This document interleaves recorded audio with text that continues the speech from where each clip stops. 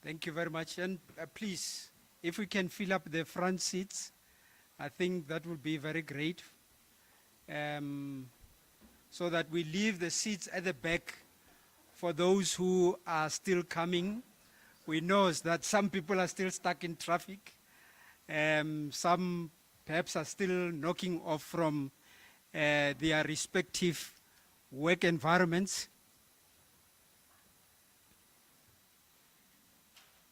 All right, as we move to the front seat, you'd have realized that in the invitation that this event is a joint venture between the Thabo Mbeki Foundation as well as the Thabo Mbeki African School of Public and International Affairs. And you'll also realize that this is an event that is taking place just a few days after the presentation of the much talked about budget for the Republic of South Africa. And I'm sure for all of us, when we were either listening to the Minister of Finance presenting the budget speech, or rather reading through the budget speech, we were all asking ourselves, what is it in it for me, for the country, And we have the specialist here, a very high-powered panel that is going to unpack, that is going to talk about policy in relation to the future of the economy of the Republic of South Africa. Now, without wasting time, I'm going to ask the Executive Dean of the Thabo Mbeki African School of Public and International Affairs to come and give us an opening address. And after that, I'm going to ask my colleague, who is the moderator, to take over and proceed with the moderation. Professor Sibusiso Velunkomo, the podium is yours. Thank you.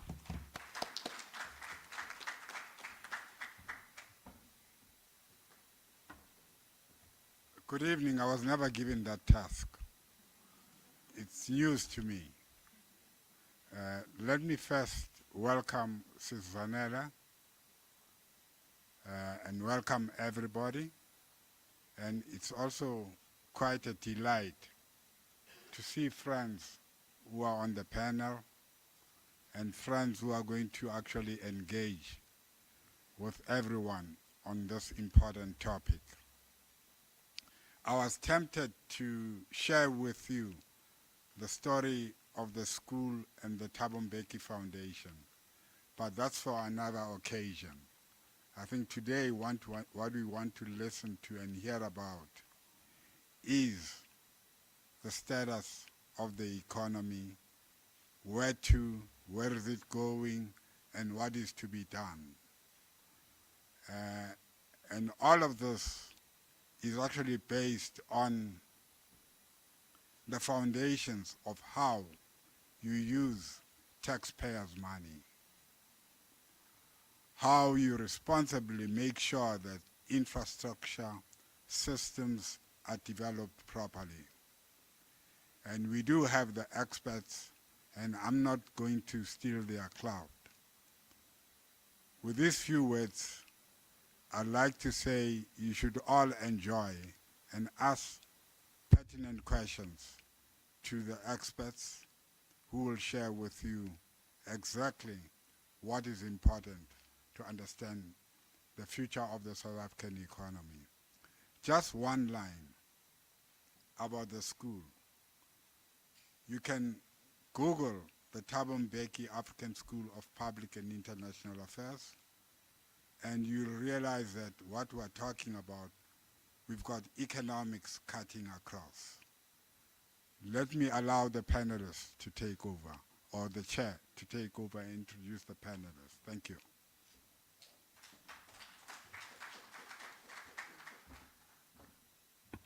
Good evening. Good evening. Special greeting to Mamu Zanele Mbeki. Thank you, Prof, for hosting us today. And good evening, colleagues, students, and also members of the staff at Unisa. My name is Xolelwa Kashekatia. I'm going to be moderating today's panel, which is quite interesting. And I was actually wondering why I was asked to perform this task, because economics is not really my area of expertise.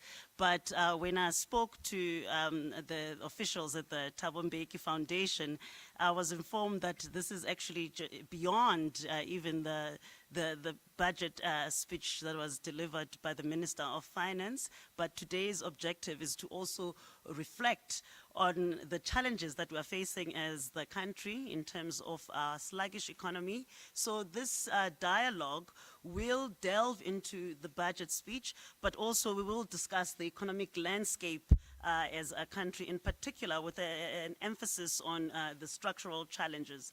Now, when it comes to the work that I do like looking at the future of the country. We do know that one of the key drivers to the future is this low economic growth trap.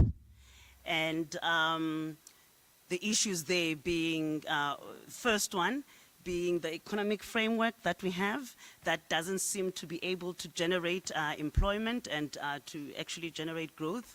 There's also the issue of recovery post-COVID-19 pandemic, wherein we find that livelihoods are still impacted by the pandemic. But also, there needs to be a conducive environment for business so that it can cultivate expansion.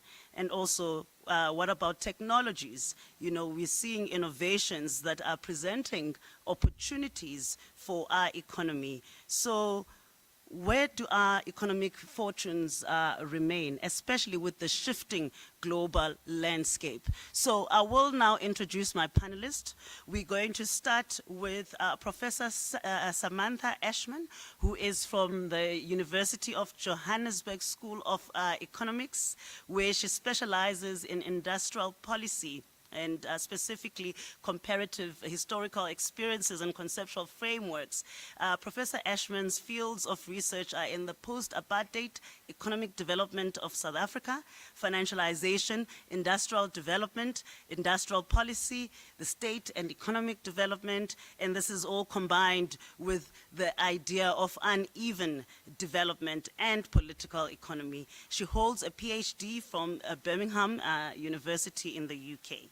Next, we have Dr. Iraj Abedian. Now, Dr. Abedian is the founder and chief executive of Pan-African Investment Research Services, and he's also the chairman of Pan-African Capital Holdings. He was the professor of economics at the University of Cape Town before entering the business sector. He holds an MA in economics from the University of Cape Town and also received his PhD in economics from Simon Fraser University. And the third panelist is adjunct Professor Michael Sachs, who is at the Southern Center for Inequality Studies at the University of Witwatersrand. He leads the center's public economy project, which is a research program on fiscal policy and public finance. He also teaches at the School of Economics and Finance. He's also the former head of the budget office at the National Treasury, which is actually quite a very important office. Prior to this, he was based at the national headquarters of the African National Congress. Welcome to the panelists. And the panel discussion is going to be about 45 minutes, with each of the panelists given 15 minutes. And then we will have another 45 minutes for Q&A. So we've actually allowed for sufficient time for discussion. I trust that you will enjoy today's session. Thank you. Professor Ashman, over to you.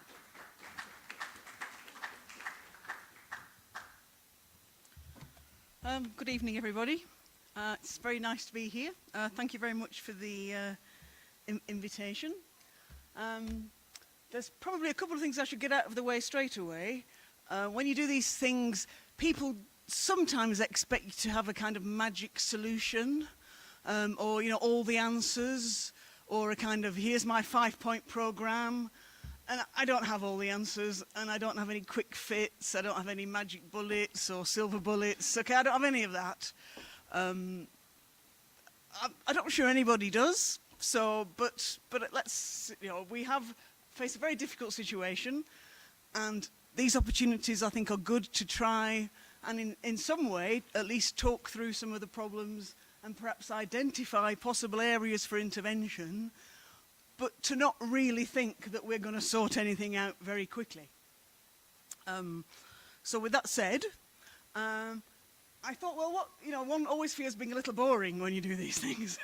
You know, my role here is the dull academic, so one doesn't want to be too boring. So I thought, well, I thought of six points I would like to make, and there's 6 points which I'm not going to exhaust.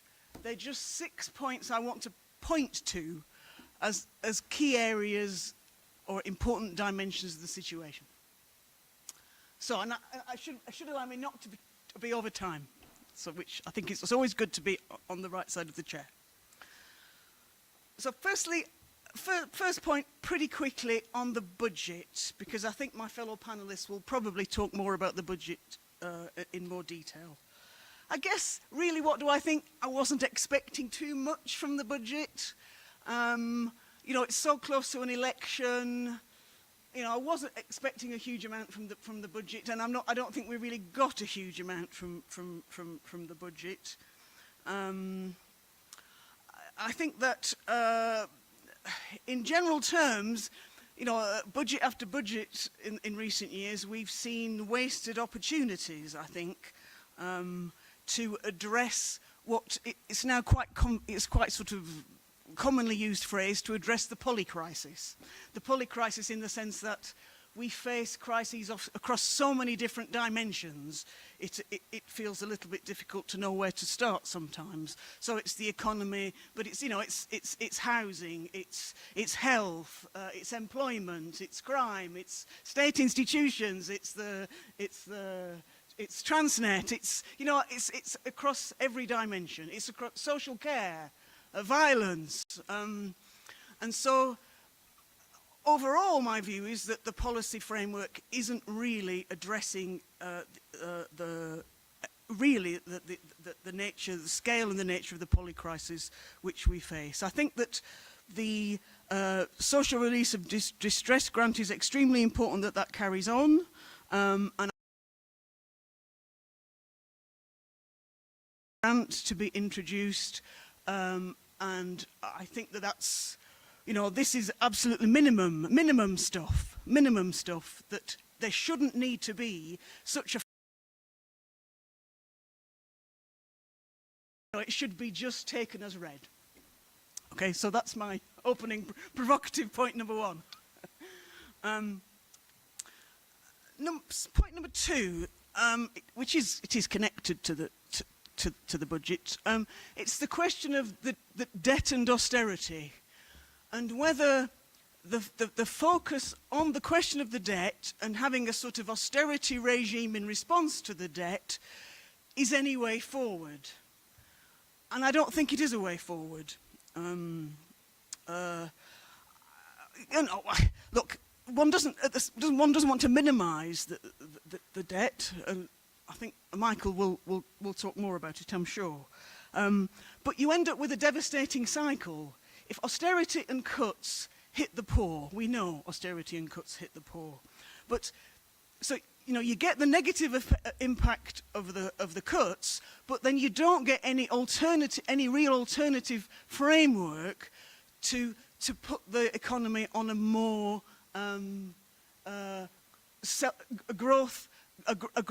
inclusive growth trajectory. So it's a double. It's, you know, on the one hand you get the impact of the cuts, but you don't get an alternative framework developing. You know, and the solution to the debt can't be austerity. It's got to be a strategy for change. It's got to be a positive cycle, and it's got to be a shift in the levels of investment. A shift in investment both in terms of the absolute level of investment, but also the type of investment. Because we have a hugely skewed economy, which really under democracy has remained a hugely skewed economy. So, you know, so point two is the terrible cycle of debt and austerity. So that leads me on to point three, which is the question of the structure of the economy, which we need a really different investment regime to address.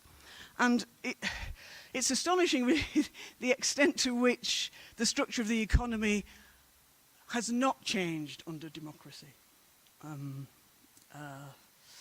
There have been changes. I'm not saying there's been no change, but the balance, I think, must lie towards continuity.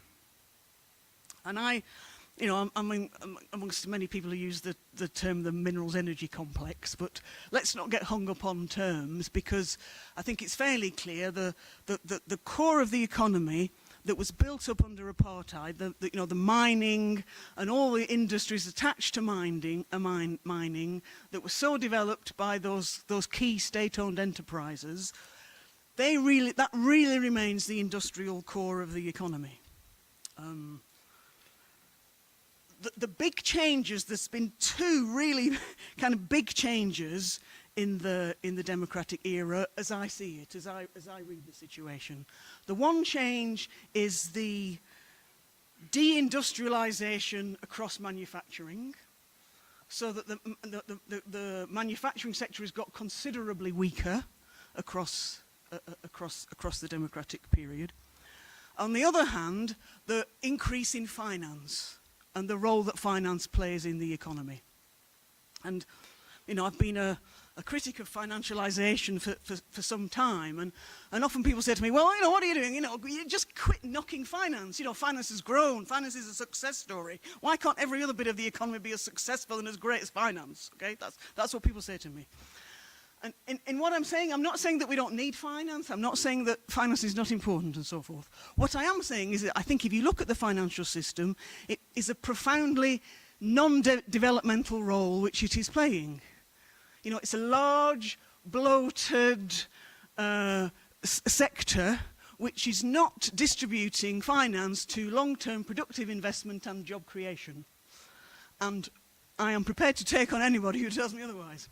Okay, so that's really important. So we've got this historic core, we've got deindustrialization and the rise of finance. You then add on to that state capture. We don't have a recipe for success. We don't have a recipe for success at all. We have a recipe for, as we know, the erosion of state-owned enterprises and, you know, Escalmon Transnet and, you know, all the crises that we're all also familiar with. You know, and there's been a discourse around South Africa as a developmental state. My friends, you do not have a developmental state with a power crisis. You know, simple as that. You really don't. And you know, it's kind of alarming, I think, to me to see that it's possible to argue, I think, that the democratic period has been less developmental than apartheid. Now, I say that very carefully, because clearly apartheid's developmental project was a racist project to develop, you know, to benefit a minority, which depended upon the, you know, flowing in and out of African labour. Okay, it's a completely racist project to develop a minority. But if you look at the kind of institutions that were built up during the apartheid period, then, you know, they actually produced a very skewed and limited but successful developmental project. And there's a very interesting book I'd recommend to Bill Freund's book on 20th century South Africa, A Developmental History, kind of makes this argument about, you know, it's an extraordinarily flawed project, but it's in many ways successful. So, point 4 then is, I think, one danger out of all of the sort of coming together of these forces which I've talked about is there's a danger of economic, let me put it, re-peripheralization. I don't know if that's a very good word for what I'm trying to say, but I think it's certainly true to say that South African capitalism has got weaker in overall. There's been, you know, it remains very skewed and imbalanced, but because of the deindustrialization and the lack of structural change, the economy remains, as we know, hugely dependent upon mining and finance. Mining and finance remain at the core of the economy, and it's much more fragmented than under apartheid. It's way less state-driven, but it's still very, very much the case that that's the core. So, with those 4 points, I'll just have two final points, which I kind of labelled opportunities/challenges. Okay, so because, you know, we hope that there's a way out of this. We hope that there's a way out of this. One of them for me is, and I think what we really need is we need much more discussion and analysis and programs and policies for redistribution.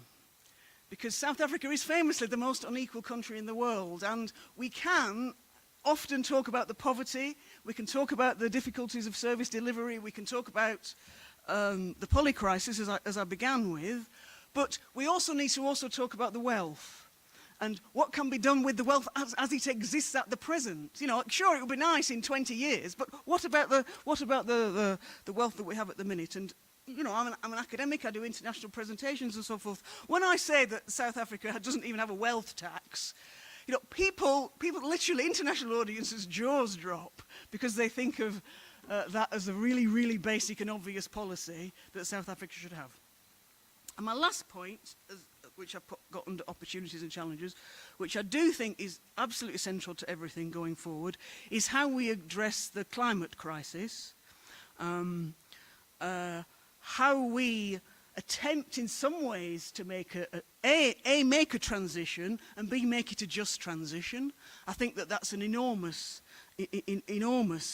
challenge. It needs major investment to prevent Mpumalanga from being utterly devastated, and we need to try to avoid deepening inequality in the form of green inequality.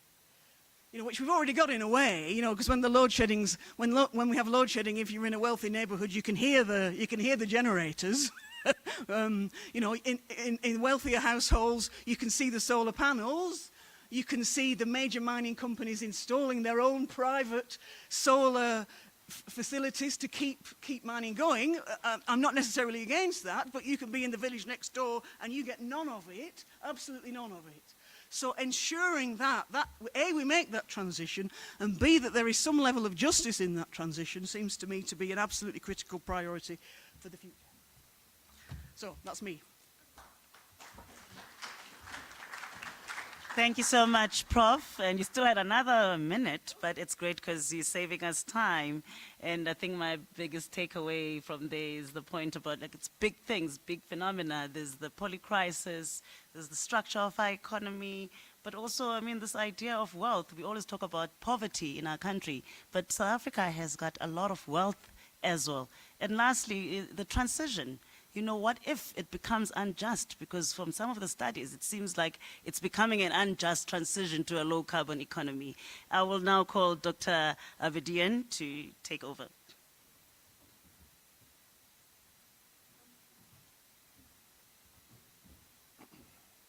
Thank you very much for the invitation, and it's a great pleasure to be here, and special greetings, Ms. Mbeki. I put a stopwatch here so I don't get carried away, because the subjects are quite complex and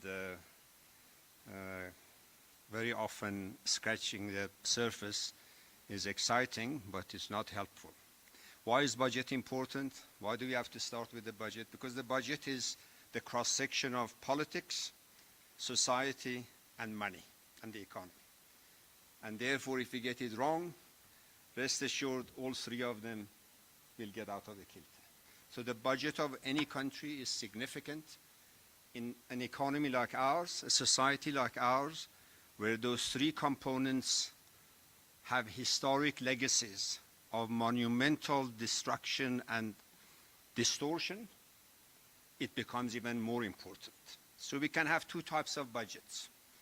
We can have a budget that drives based on a framework agreed upon how the resources should be used or to get politics, society, and the economy on a better path.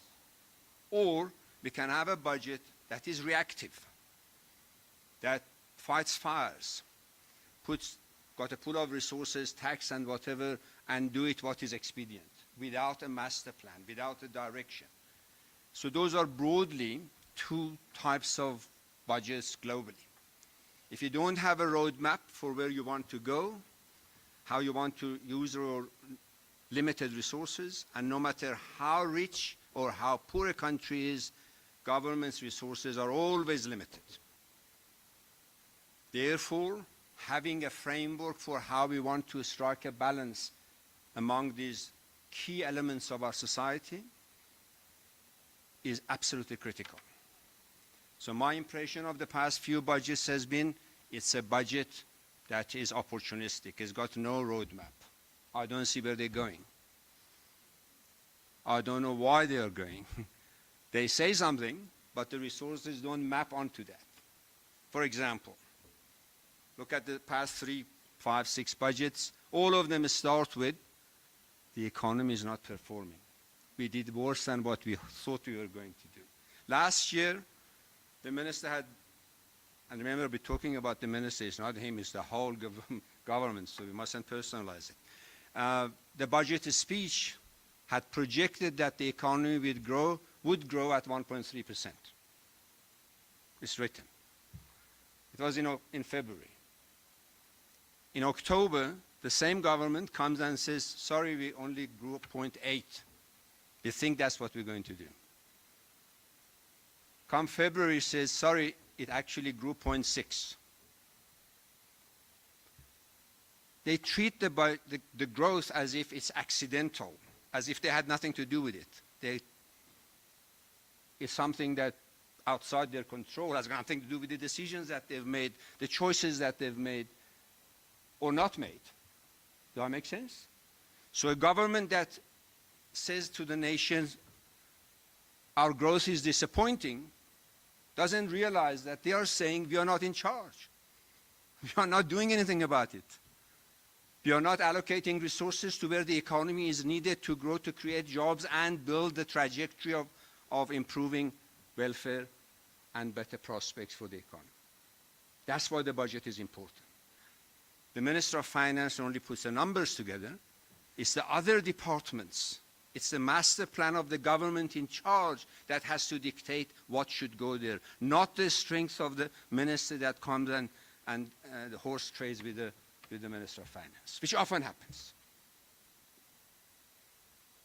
Over the past 15 years, that has been my sad analysis of our fiscal situation. Year after year, you see there is no direction.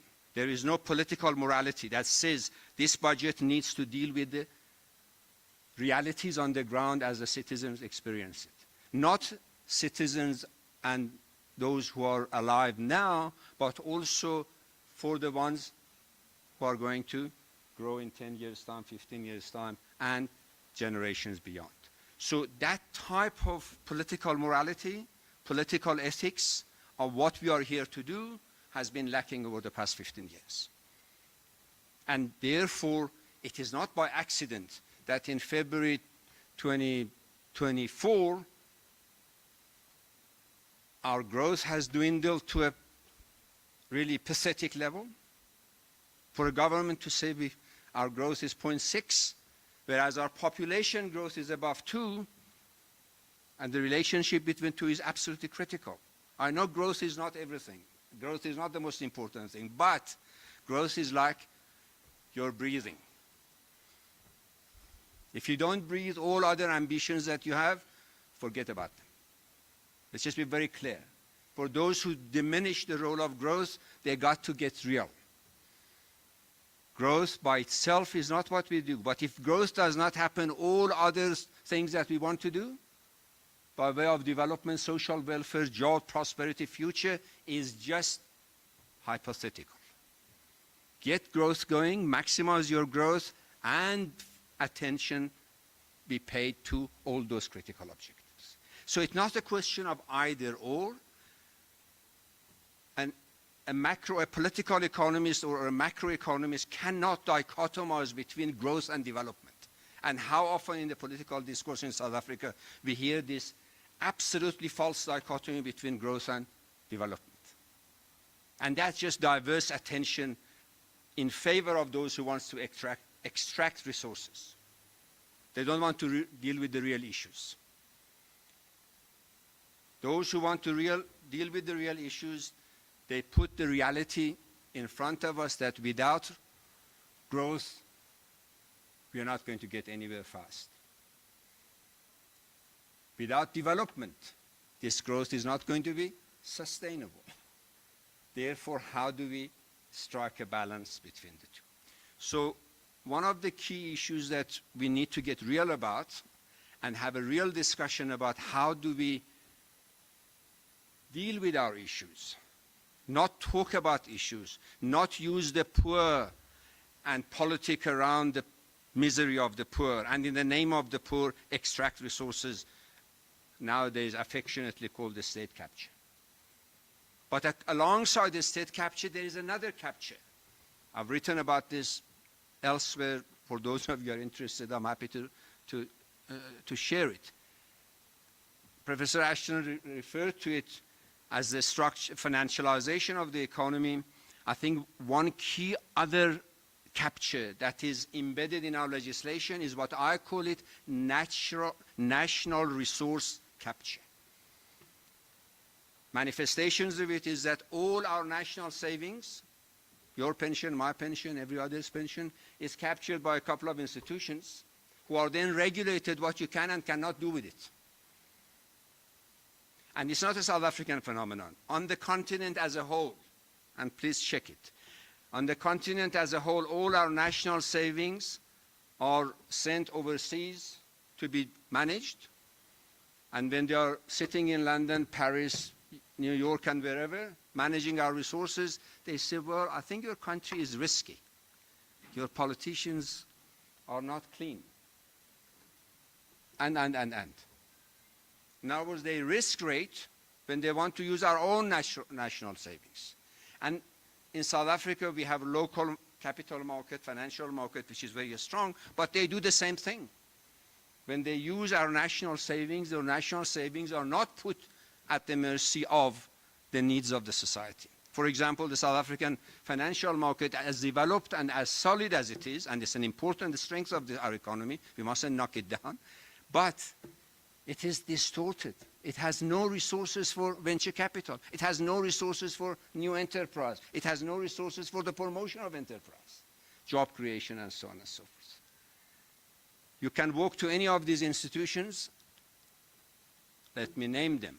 Sanlam, Old Mutual, Stanlib, all of them. These are where the savings are. PIC. But PIC doesn't do much of it. It gives it to those institutions to manage. So yes, we say PIC as if PIC has got sitting on resources. No, it manages resources, but the application of those resources are left to those institutions. Those institutions use exactly the same template that a fund manager in Paris and London and New York would use, which means they risk rate us, our own society, our own community, as if we are risky, and they don't know us. Enough said about that. So there is a over the past 15 years, we've had state capture, which is now documented in 5,500 pages of the Zondo report. That is a horrific story of daylight robbery that has brought us, the government, to a point of no choice. The problem is the government is now facing an economy that is growing 0.5%, which is less than a quarter of the average population growth of this country. Its debt is reaching unsustainable level. If we believe the projections, and I'm saying it in a very, very emphatic way, these projections of the budget are no longer reliable. They overstate, they underdeliver. Go back to 2001 to 2007. In fact, you can go to 1999 to 2007 and read those budget projections. All those projections were always underestimating growth, overestimating deficit, but when they did the bookkeeping the year after, deficit was lower, growth was better. Taxes were more. And ministers of finance in those days, they used to castigate their colleagues. Why aren't you spending your housing budget? Why aren't you spending your education budget, and so on and so forth? So the credibility of estimates of the budget is critical if you want to build the credibility of the state and be able to build the credibility of our nations. Remember, the budget is the cross-section of politics of our society, capital markets, and government's financial management. If our citizens do not believe what those projects are about, what those projections are about, because the numbers don't match up the reality, and if the numbers as they projected do not match what they turn out to be, we have a problem. Is it not? You can excuse COVID and you can excuse something for 1 year, 2 years, but 15 years, there is a problem there. Way before COVID and way after COVID. And remember, the emerging economies other than South Africa, they have emerged out of COVID and they're flourishing. A la India, a la Namibia. Do you know that in sub-Saharan Africa, SADC specifically, and in fact more broadly sub-Saharan Africa, South Africa is the elephant that drags the economy and the society down. That's the reality. We have the lowest growth of all SADC countries. And at this rate, based on my projections that I'm happy, much like Professor Ashton, to challenge it in open, I don't see any way that we get out of this ditch. Because there was nothing in the budget that said, we are in crisis, we're going to deal with it. Remember when COVID struck, we had family gatherings every Friday? Remember that? We did something about it. We mobilized the society's resources to deal with a pandemic. But believe you me, as we sit here, we have a pandemic to the power of 4 in the areas of economic growth, joblessness, and lack of prospect, which is more important. And yet we have no family gathering. And yet we shy away from intellectual discussion. We shy away from dealing with the real issues. We shy away from hearing alternative views. And we hammer them. We boycott them. We don't want to hear them. 1 minute left and 30 seconds, thank you. I hope my message is clear. We have what is left, but let me dedicate it to this. We mustn't also talk ourselves to depression. South Africa has got enormous amount of resources in its private and some of its public sector. Unfortunately, public sector has been decimated. But there are still very pockets of excellence. But the country and the society is resilient. The natural resource base of South Africa is one of the top countries by ratings. Therefore, my suggestion is that let's get real. There are real solutions, but let's not dichotomize ideologically the nonsensical paradigm of growth or development, capital market or no capital market. No, let's hear solutions, let's deal with the issues, and stick to a roadmap for getting out of where we are. Let's not be haphazard because it's the flavor of the day and people will clap for you. Thank you very much. Thank you so much, Dr. Abedian, for that. And you actually finished before time. And now I'm going to be calling Professor Michael Sachs. But I think my biggest takeaway from that was the political ethics and how they link with planning. And I think we've got a huge problem with planning in our country. We had the RDP, the KISA's NDP. We have a huge issue there. And of course, then that leads us naturally to budgeting. But I think my biggest takeaway is the response to COVID. And now you're saying we are in a pandemic to the power of 4, because we demonstrated that we could come together in something that the president likes calling a social compact. There was a compact-like moment where everyone fell in. So how do we do that now going forward? Michael, hopefully you can offer some solutions. I might also be the third economist without solutions. I don't know. But I have, I think, the easiest job because I'm last. Although I was hoping that Sam and Iraj were going to say things that I violently disagree with, and then I was going to just respond. But I think I agreed with almost everything they both said. There's no fundamental disagreement on the analysis. But maybe I'll come back to maybe I'll try and disagree on the way forward. But I wanted to start just while you're being told not to get depressed. I wanted to just depress you a little bit more. The week before the budget, the latest quarterly labor force survey of Stats South Africa came out. And that survey has been running since 2008.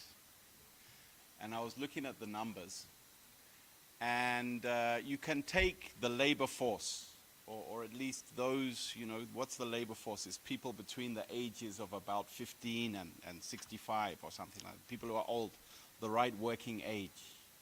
Then you take out people who are not participating in the labor force, students, maybe people who are just staying at home, housewives, they used to say, or whatever you call it now, house people maybe.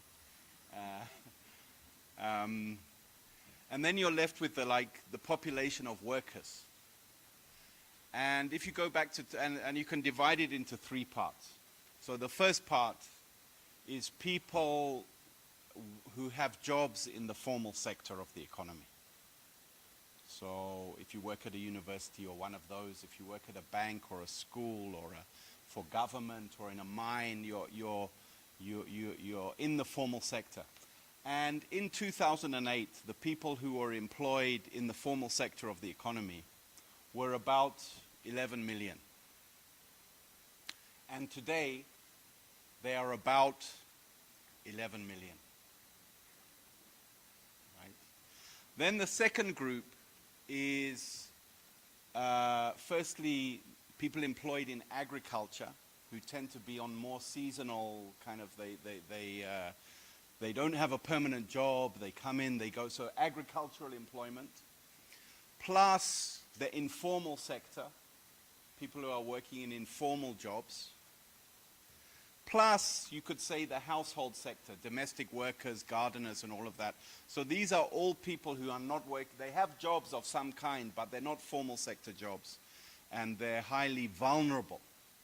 And in 2008, the number of people in that group was about 5 million. And today, the number of people in that group is about 5 million. Right.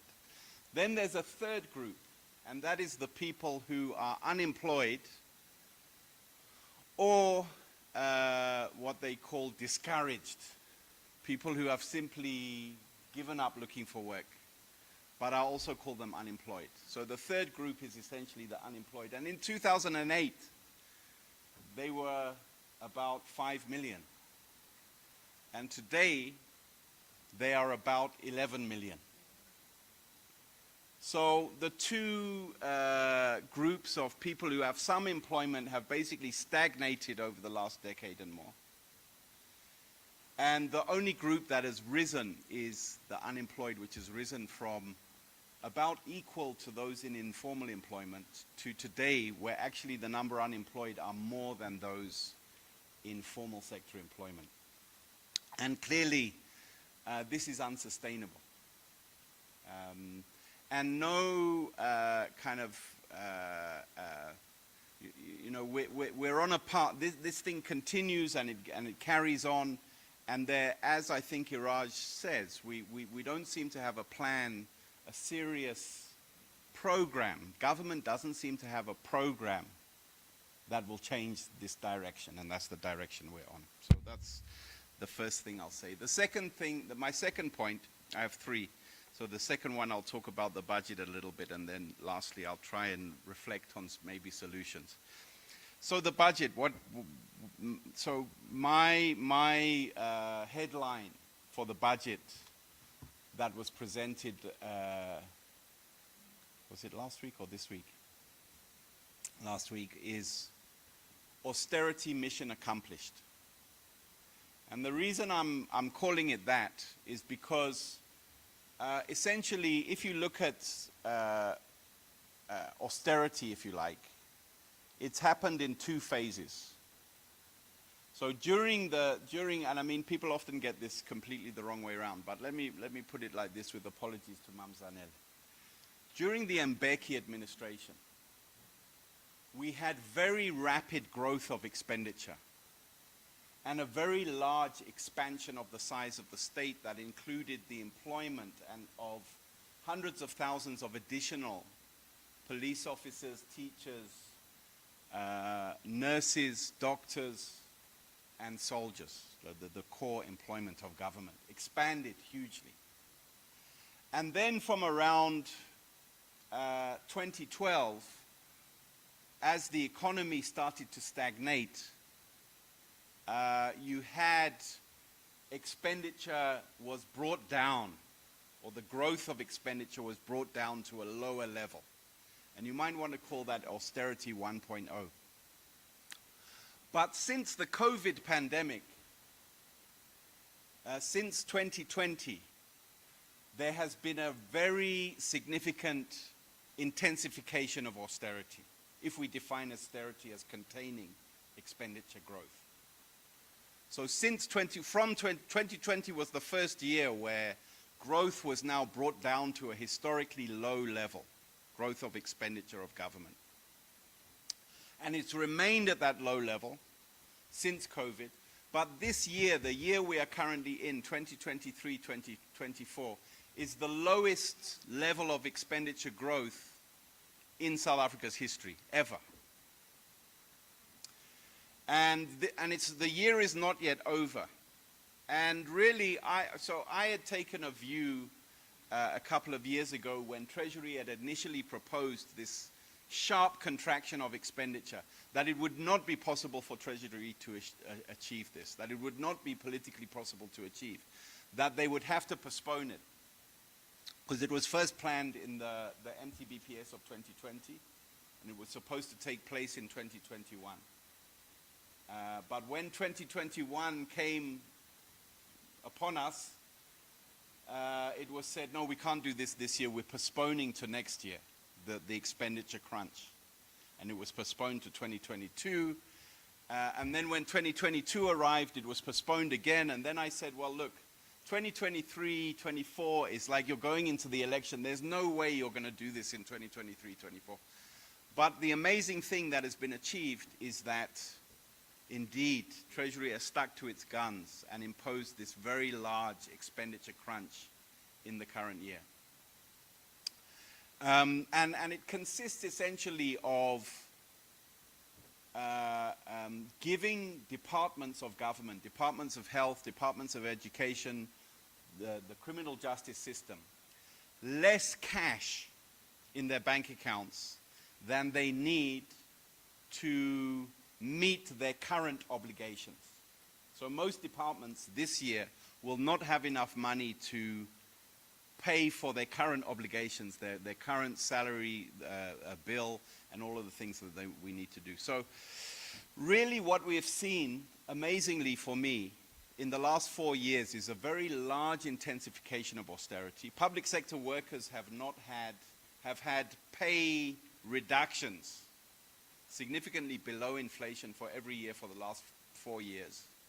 And this year you've had this crunch austerity year where Treasury has really completed the mission of changing the path of expenditure to a much lower level. Now, the amazing thing about this for me is that why is there there doesn't seem to be a lot of complaints about this. I mean, you know, you get NGOs and that complaining and intellectuals. But at a popular level, amongst trade unions, amongst people, there doesn't seem to be much that is stopping this train of austerity from continuing. Of course, this austerity, for me, I think it's really important to understand that it is not simply, you know, you can say it's an ideological assault, right? But it really is connected to the unemployment numbers that I mentioned at the beginning, in the sense that the economy has been stagnating and declining since 2012. GDP per capita, Iraj was talking about the rate of population growth versus the rate of economic growth. So GDP per capita is kind of the broadest measure of national income.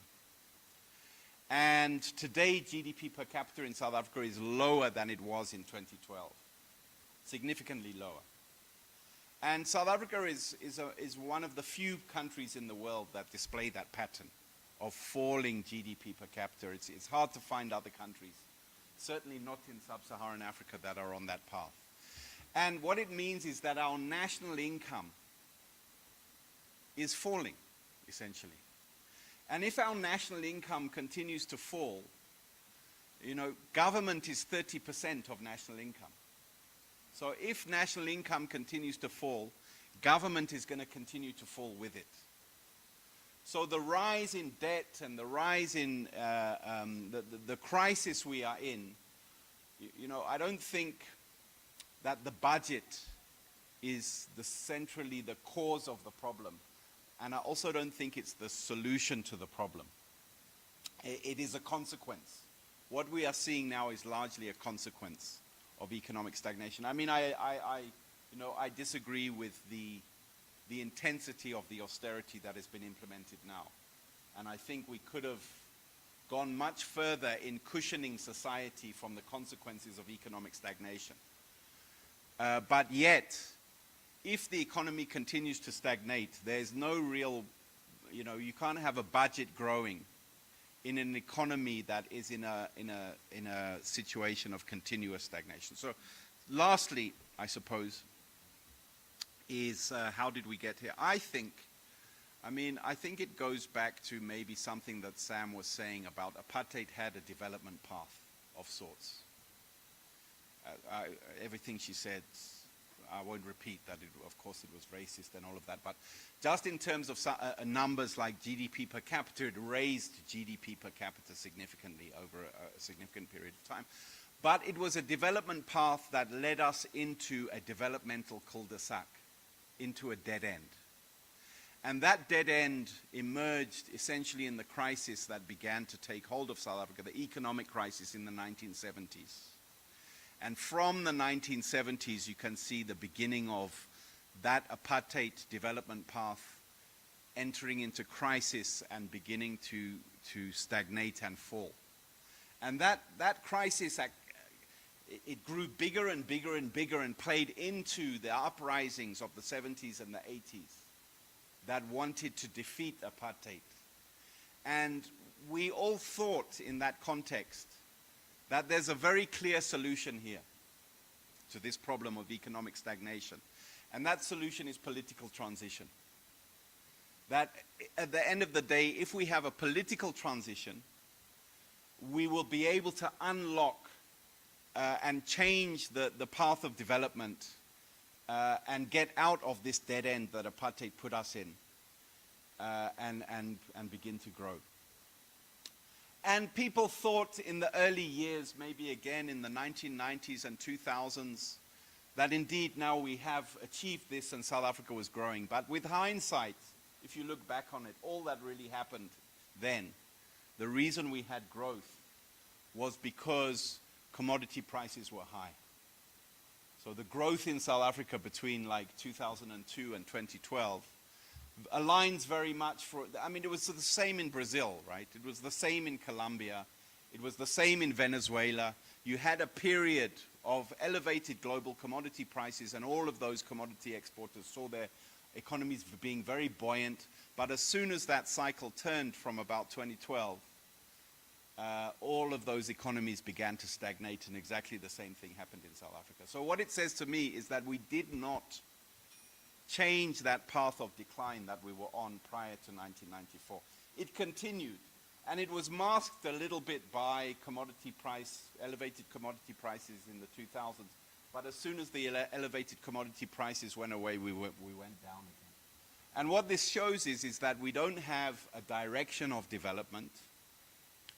Joel Netshitenzhe in one of the documents of the ANC had this phrase that if you don't have direction, you can be like a jellyfish that is, I can't remember the exact word, that is hit hither and thither by conflicting waves, and you just float around in the water.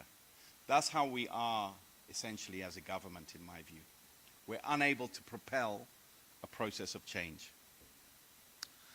So lastly, what would be, if we could propel a process of change, what would be the content of that process? And here I want to try and introduce an element, or I want to paraphrase. I've got 1 minute and 30 seconds. I'm amazed. I'm not 1 minute and 30 seconds over. I'm over. Okay, so I'm concluding. I wanted to paraphrase Iraj and Sam and maybe disagree with them a bit. The first is that Iraj is saying, growth first and all else will follow. And it reminds me of, Kwame Nkrumah, who said, seek the political kingdom first, or, the PAC who say land first and all else will follow. And it's almost like growth first, and there's truth in it. There's truth in it, that to do anything you need growth. I'm not disagreeing with what he's saying. But then Sam is saying, maybe to get that growth, we need to change the industrial structure of the economy, the minerals and energy complex, and have industrial policy that will change and maybe change the financialization and all of those kinds of things. And I wonder whether actually the reason the apartheid put us in this cul-de-sac is not actually, it's partly economic, but it is also social. It is about the fact that we have a society that is divided and segregated. And maybe no longer by race, maybe now by affluence and poverty, but we have an extremely segregated, divided society with gated communities and workers living far away and not being, we're struggling to create a common society. And social transformation that creates a common society, which would require significant redistribution, by the way, is maybe the thing that needs to take place in order for us to have a viable process of growth. So maybe we need to stop talking about the economy so much and talk about society and how we create in a real sense a common society, because only when we have a common society will we have a common direction that can achieve growth and development. So thanks, and I hope I've provoked you. Thank you, Michael. That was really provocative. And I think, I mean, we all know about our inequality in this country, and especially when it comes to, you know, class inequality, racial inequality.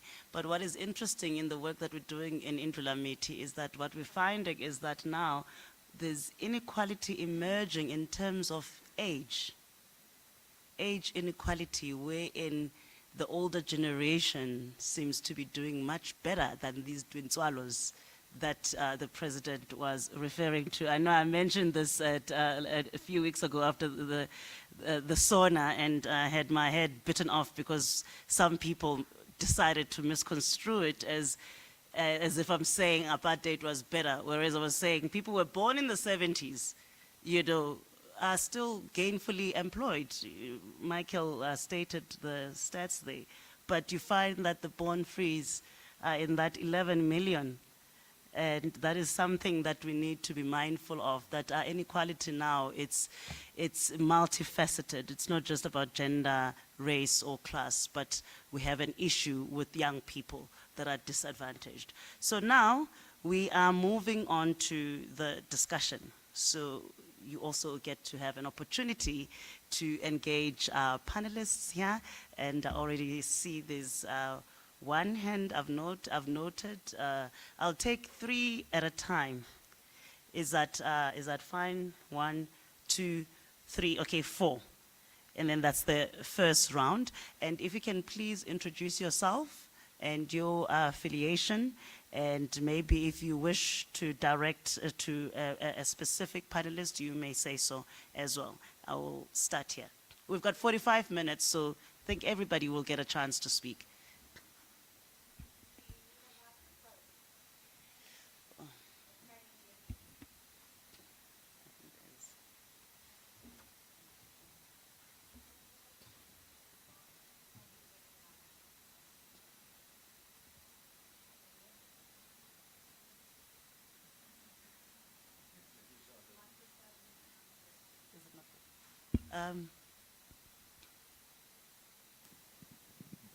Can you hear me? Yeah, now you can hear me. Thank you very much. I've been spellbound to each and every bit that the 3 of our most distinguished panelists shared with us. If I may, Chair, can I quickly direct a question or comment to each of them, if you'll allow me? First and foremost, Sam, apart from the fact that I agree with you, I would just like to ask you, and it actually also touches on something that Michael said, and that is about the redistribution. I think what we should be thinking about is clearly how we redistribute. Because we should be careful in just redistribution for the sake of redistributing without creating some sort of a productive a growth along with this. Because the fact of the matter remains is that, and I think that's where it links to Michael, I loved your social transformation. My spin on it would be, I think there is a complete underinvestment in society altogether. We are completely underestimating and the impact of our most valuable resource in South Africa, which is our people. And we've been neglecting that. And I think the biggest problem that we face at this point in time is exactly that. Linked to the redistribution, the question.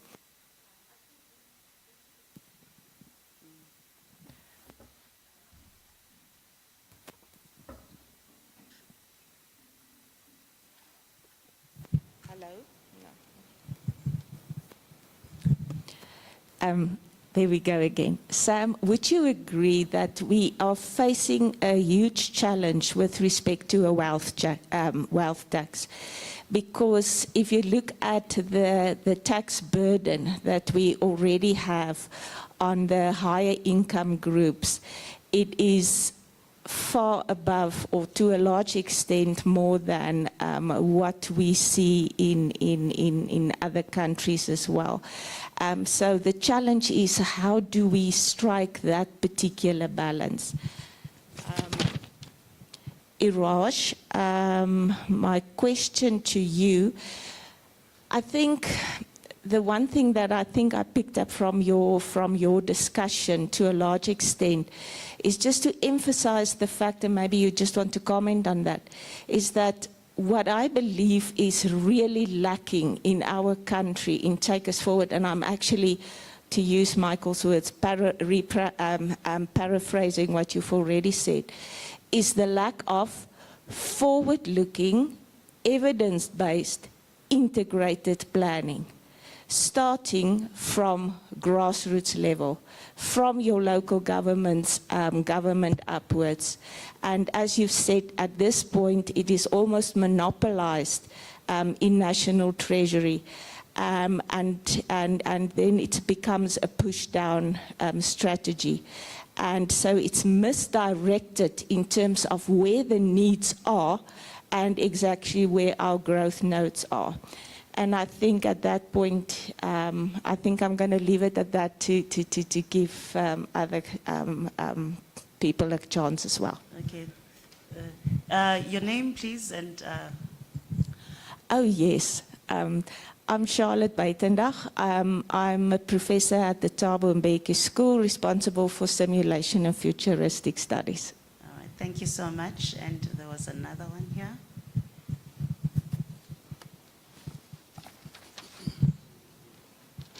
Thank you so much. Firstly, I'd like to thank the speakers for giving us some very insightful comments today.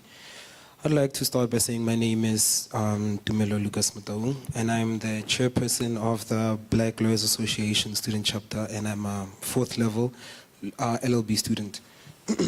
Firstly, I'd like to ask Professor Sam just a few questions. In total, I have about 8 questions. Please try to... They're very short, trust me. There's quite a few other people. Yeah. I'll try to keep it short. So, firstly, Professor Sam, you talked about mining being a very important core, industrial core of the country. So I'd like to know exactly from your perspective, how does mining contribute to the economy exactly if the country in itself doesn't have any mines? You know, we extract the product. In fact, no, private companies extract the product, and then we probably make some money from exporting the commodities. But how exactly do you mean when you say like mining is a very important core within the economy of South Africa? And also you spoke about a growing economy. So, you know, I have a few questions there, you know, with regards to having a growing economy. First being, we have social projects here in South Africa, and social projects are notoriously known to be linked with a socialist perspective of politics in the country. But when we look at our economy and our market, we have a capitalist market, a capitalist economy. So how then do socialist principles like social grants connect with capitalism? You know, because we can't have a capitalist economy, a capitalist society, and socialist principles because they strive for two different things. My last question to you, Professor Sam, is how then do we improve the investment in South Africa? Because you spoke about improving investment in South Africa. So it's a question of what do investors have to invest in? Is it our production of certain services, or is it, you know, social projects like bridges? You know, what do we need to truly prioritize an investment to see a growing economy? Those are my first three questions for you, Professor Sam. To Dr. Iraj, you spoke a lot. Are you going to have several questions for each one of them? You know, to be honest with you, I only have like 4 questions left. You know, one question for Dr. Iraj, and only 3 questions for Professor Michael. You know, I'm gonna try to keep it as short as I possibly can, I swear. Okay, you spoke a lot about resources. I wanted to know what impact actually does resources have on an economy? In a capitalist economy like ours, is it not important that we have ownership of these resources for us to actually speak about how much of a major impact they have? Because we do notice that it's resources that drive major economic improvement. Lastly, Professor Michael, jobs are seemingly an important aspect to economic growth from your presentation. How exactly, you know, having jobs is very important because we can have more taxpayers. But in an economy or in a society like ours, I know unemployment is a very big thing here in South Africa, but is investing so much in creating jobs so important as compared to creating certain types of jobs, you know? Because we want people to be employed, but what are the people going to be doing that's going to be truly helping to advance, not just stop from collapse, but to truly advance the country? And what jobs are we going to be prioritizing? Also, my question is, does the government actually have the best interest of the people of South Africa at heart? I mean, we adopted major debt from the apartheid government, you know, moving into the democracy. And, you know, we've been carrying this debt, and you spoke about how commodity export has been a major, you know, boost in our economy. One more question. And, you know, perhaps... I'm going to cut you because you said the job zone was the last one. Now you're going into debt. Please make it your last one so that I can move on to Ambassador there. Yes, I was trying to say basically commodity export, maybe perhaps exporting products and commodities could help, you know, overcome our economic stagnation, you know, because we do export, you know, a lot of commodities, but do we really export products from the commodities? That's basically all my questions. Thank you. Thank you.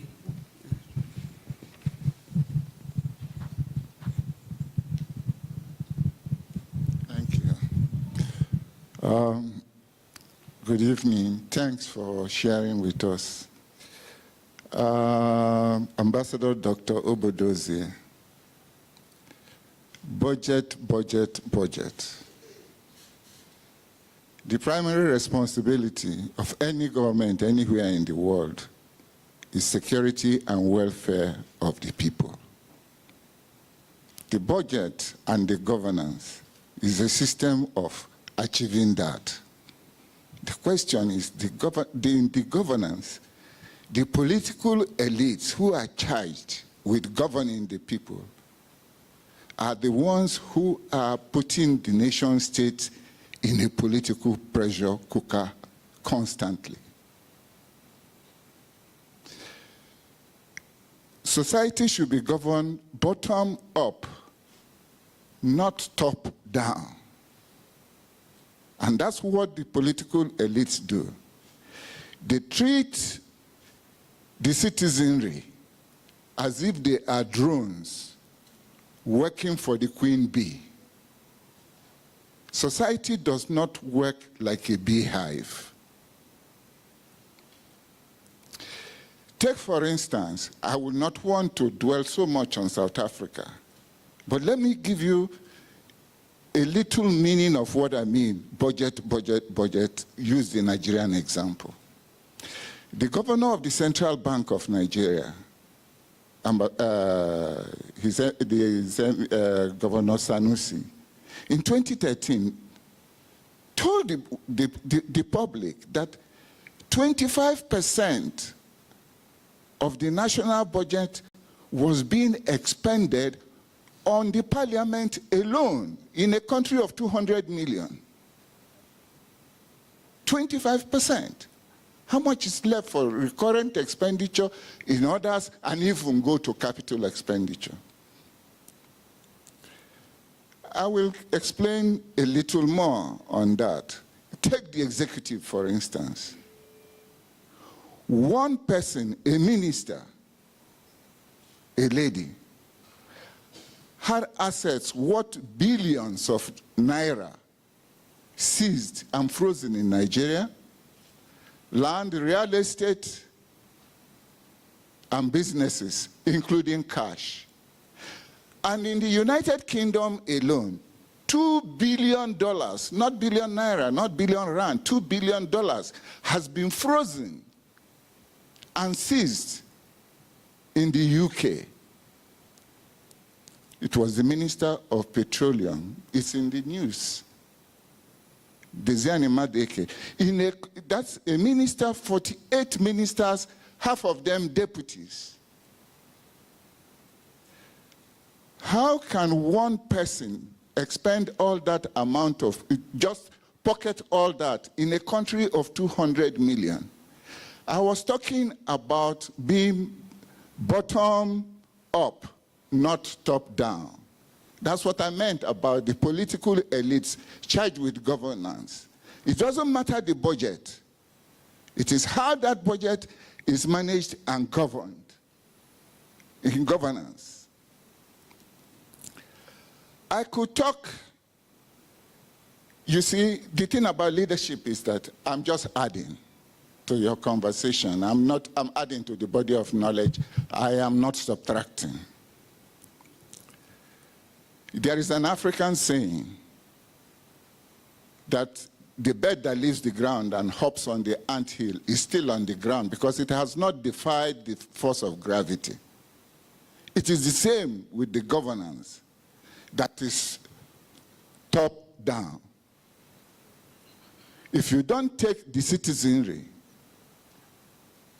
along with you, you have not defied the force of gravity in governance.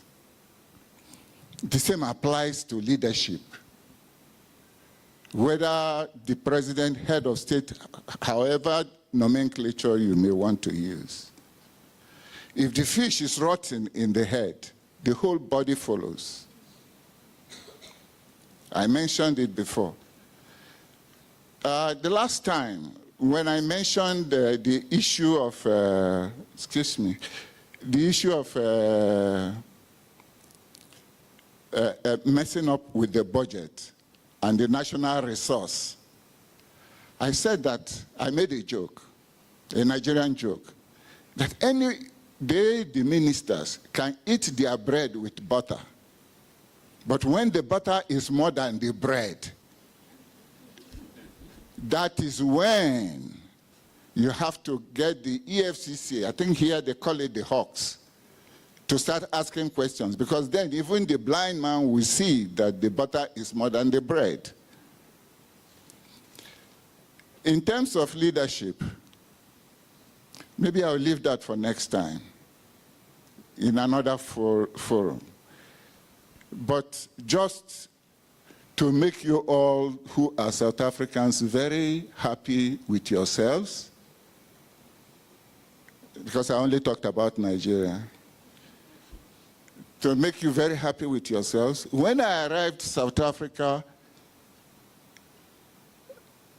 in '98 at the High Commission, between '98 and 2003, when I was reassigned to Kinshasa in DR Congo,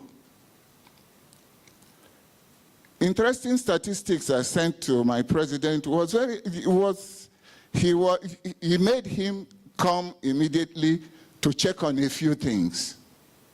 For instance, South Africa was generating about 53,000 megawatts of electricity and sharing with neighboring countries, including tapping from the Cobra Bassa Dam. And at that point in time, South Africa had the cheapest electricity tariff in the world outside of New Zealand. All the rail transport and industrial and home cooking were done by electricity. 98% in South Africa. My president visited and we had to go to energy plantations after that. 51% of all the third roads in Africa are in South Africa. 53% of all the rail networks in Africa are in South Africa. 95% of all the cars driven in South Africa are either manufactured or assembled in South Africa and even exported. You should be proud of yourselves. I will speak another time. Thank you, thank you. Yeah, I had to talk about Nigeria.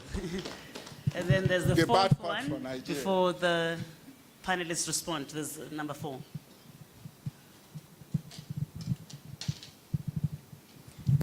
Thank you so much. My name is Mokete Moetela from YLC, an initiative of the International Women's Forum South Africa under the patronage of Ms. Mbeki. I appreciate you this evening.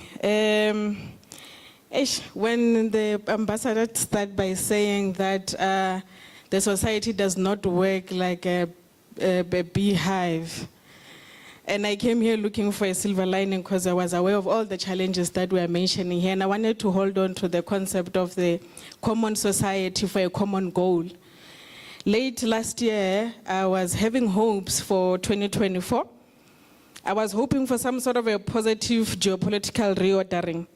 But the reality is we have a very busy electoral calendar globally.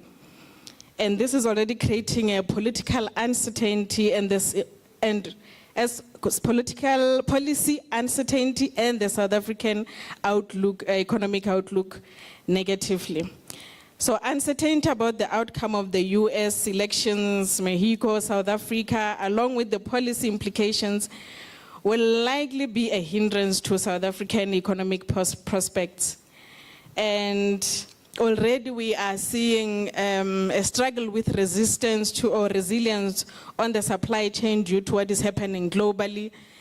And here I am, I don't want this to be a pity party, or we just talk about problems, but I'm looking for a silver lining to say that what do we do? Is it that difficult for us to have that common goal and work as a common society?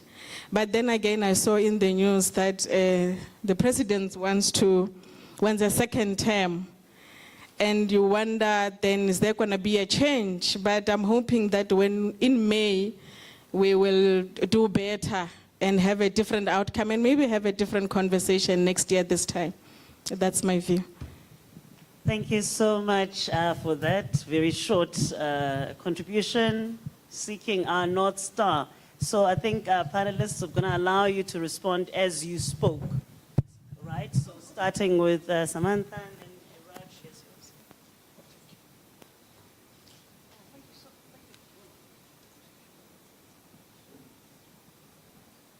Hello? Yeah, it's okay, yeah. Thank you so much. What an amazing set of questions. Let me not take too much time. I'm alarmed by how much I agree with my fellow panelists. Clearly, something's gone wrong.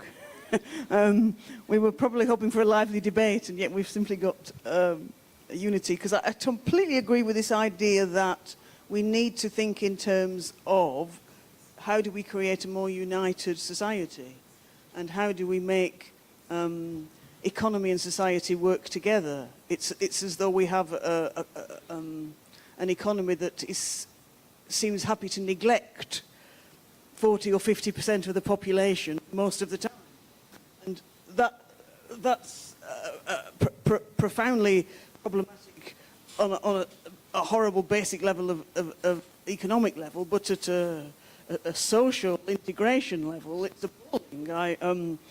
Which, you know, is clearly the centrality of redistribution, whatever the difficulties may be. But honestly, my approach, and maybe people don't like it, but my approach is I honestly really think the rich have got to join the party. The rich have got to join the conversation. And I appreciate I'm you know, British, and I look at things sometimes differently. But I honestly think the wealthy need to stop looking away. There's the literature on coloniality I find very, you know, very interesting and very rewarding. And I think, you know, partly that is about when you live in a post-colonial society, the colonial legacy is the ability to look away from the hunger and the unemployment and the despair and the complete crisis of housing and medical facilities and so forth. And, you know, for a while I lived in a relatively affluent suburb, you know, and I know I'm an outsider, but, you know, I would be amazed. I mean, and don't get me wrong, I'm going to say something about rhinoceroses now. I think we should save rhinoceroses. I'm not in favour of, you know, rhinoceroses becoming extinct. But, you know, the society is full of these hideous social problems which go so deep to the nature of the society. And yet, you know, these are completely ignored. People are out, you know, with their tables and their stalls, raising money to save the rhinos, and they're baking their little cupcakes, and, you know, it's, okay, it's all wrong. So, yeah, I think the wealthy need to join the party.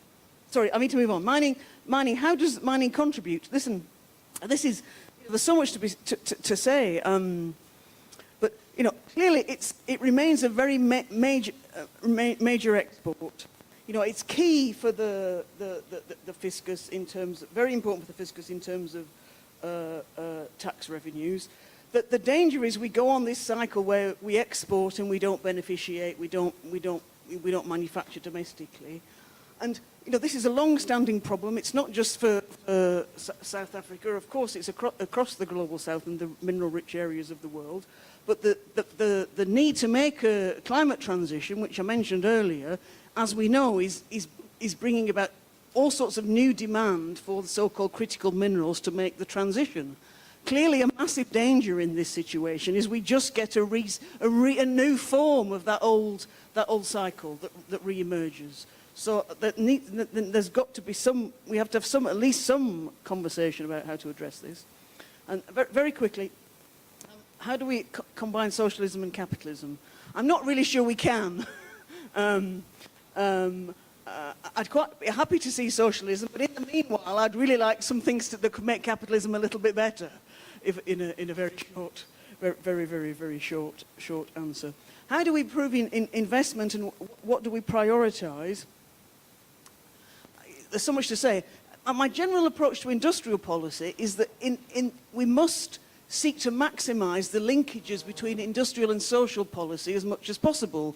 These, to me, are not two separate realms by any stretch of the imagination. When you think about medical supplies, you know, medical supplies are desperately needed. There's scope for all sorts of forms of industrial policy in that kind of area. If we think about housing and the desperate need for housing, you know, every house needs taps. You know, taps need steel, and yet we have a steel crisis, and we have about to have major steel closures and so forth. So the critical question for me, in terms of kind of trying to get the economy on a different dynamic, is linking together industrial and social questions. I'm not sure which of the questions were for me, so I'm going to do a lottery. The one that I know you mentioned about planning, and I have a problem with the term planning. I don't think we can plan in a democratic human rights context. So if planning is what I think it is, it's going to cause more divisions, no matter social cohesion, is going to become problematic. And social cohesion, planning is about participatory development. It's about people being part of their destiny. That means we need to upside down the pyramid of political control and the notion of power. I don't have time, and I'm very mindful not to sidetrack, but that is at the heart of it.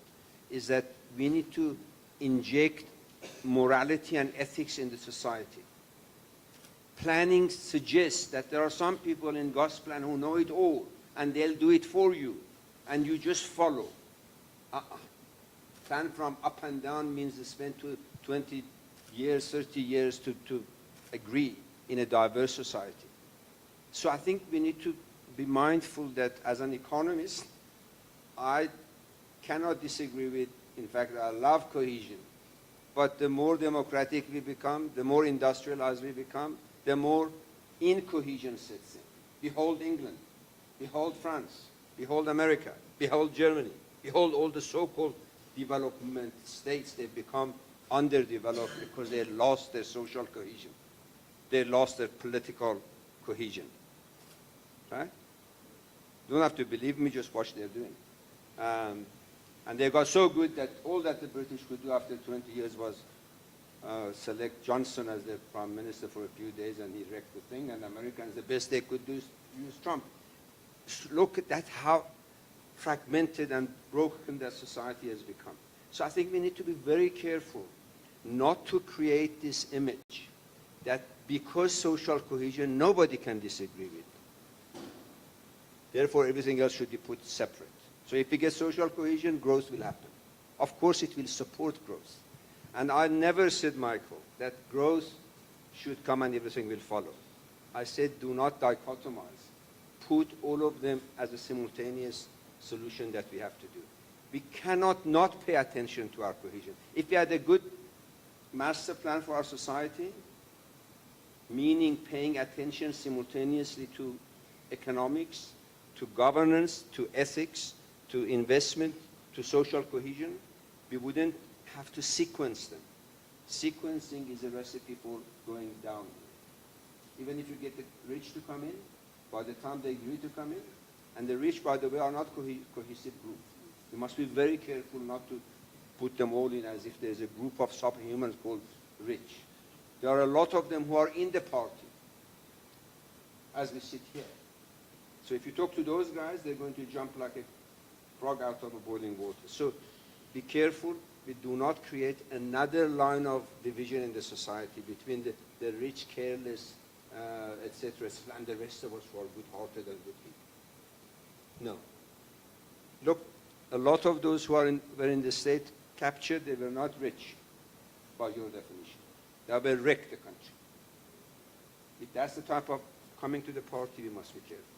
Resources are important, my friend. I didn't get your name, my apology. Resources are important, but as economists, definition of resources are even more important. And the division of who should take care of what is very significant. Government must stay in its lane. The minute that government wants to do other things, that's where state capture happens. What is the lane of the government? The lane of the government is to focus on the society's welfare. What areas they should do, and there's an ample 150 years of economic literature and economic experimentation in the name of socialism and central planning and communism. All of them are rubbish. They delivered nothing but misery. So let's just also throw these terms away. That if we are socialists, we are better than capitalists. Give me an example. These isms is another platform for a slavery of mind. These isms. I'm a socialist. I'm a good person. No, you're not. Prove it to me. What you do. I'm not a capitalist, so you can trust me. Appoint me in the office. Vote for me. When you go there, behold what happens. So I think my appeal is we have a basket or a pool of natural and national resources. We need to say public sector and private sector and NGO sector who are best fit to take care of and unlock the capacity. What is, over the past 15, possibly 30 years, underestimated is the role of NGOs and civil society in creating cohesion in the society. Filling the gaps in resource utilization that neither the public sector nor the private sector pays attention to. So if we define resources differently, then we put it on a map, literally, We put on a map and said, these are the resources that should be put in the custody of the government, not politicians, the government. Means build the capacity of the state to utilize them. These are the resources that are best utilized by the private sector, but under well-stipulated regulation. Otherwise, there are consequences. Then there are resources that neither of the two sectors can deal with it. It requires a different mindset, a different human spirit, a different psychology and dedication, and that is where the NGOs and the civil society comes in. Now, if we define resources in that way, the notion of who is owning resources becomes a second issue. And I'm addressing to this concern about ownership. And if I may, I want to use a project that both of us have been involved in, because the issue of minerals. To me, mineral beneficiation also has got to have a redefinition. Mineral beneficiation is not just about dig it out, process it, and make metals from it.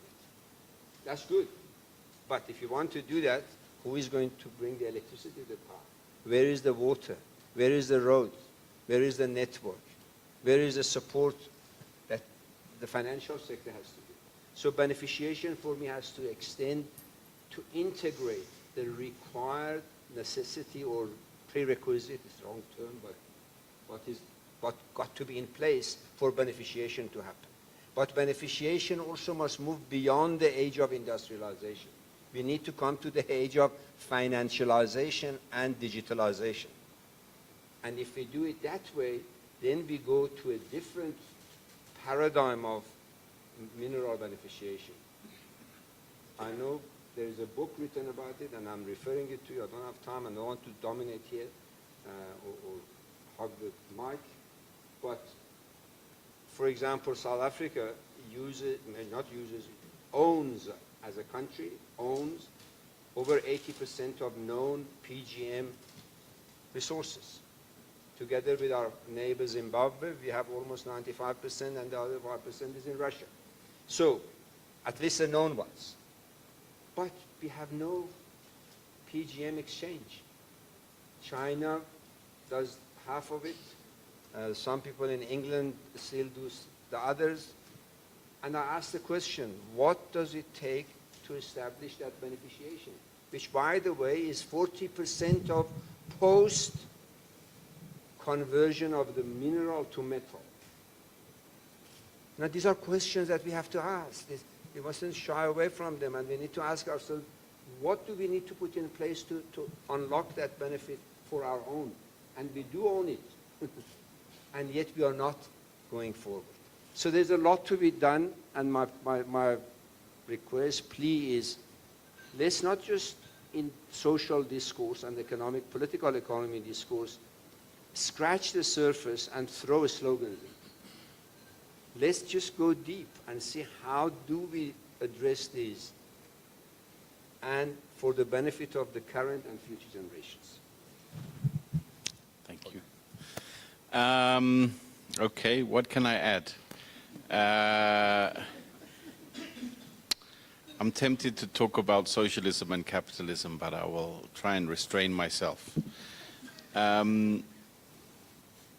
I suppose I'm kind of, I think a lot of our discussion about economics and about development and about policy problems takes the approach that we need to fix things and make them work better. You hear people saying, no, we have good policies, the problem is implementation.